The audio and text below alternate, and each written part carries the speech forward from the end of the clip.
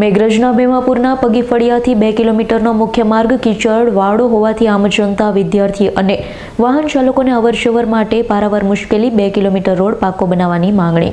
કોઈપણ ગામ હોય કે શહેર, દરેક માટે લાઇટ, પાણી અને રસ્તો આ 3 પાયાની સુવિધા ખાસ જરૂરી હોય છે.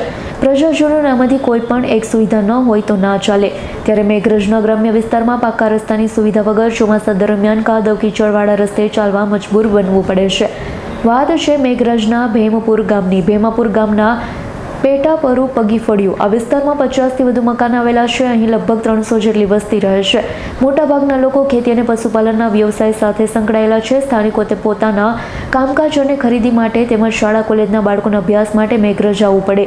ગામના પગીફળિયા સુધી કોઈ બસ સુવિધા નથી. શ્રમિક વસ્તી છે, તેથી દરેકના ઘરે 2 વ્હીલર 4 વ્હીલર સાધનો નથી. જેમ કે મેઘરજ કામકાજ કે અભ્યાસ માટે મુખ્ય માર્ગ સુધી ચાલતા જવું પડે. લગભગ 2 કિલોમીટર ચાલતા જાય ત્યારે મુખ્ય માર્ગ સુધી પહોંચાય. આ 2 કિલોમીટરનો રસ્તો કાચો. સામાન્ય દિવસમાં તો ચાલતા જતા હોય, પણ ચોમાસામાં વરસાદી પાણીના કારણે આખા રસ્તે કાદવ કીચડ થાય.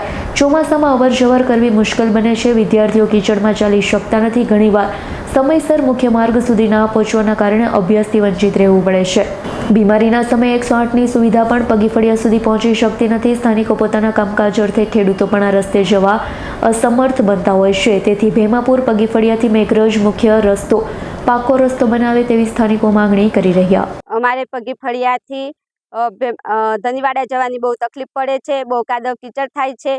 અમારે કોઈ બીમાર હોય કે કોઈ ઢોર બીમાર હોય કે કોઈની ડિલિવરી હોય તો જલ્દી કોઈ 108 પર નથી આવી શકતી. કોઈ ઢોર માટે વેટેનરી વાળા નથી આવી શકતા.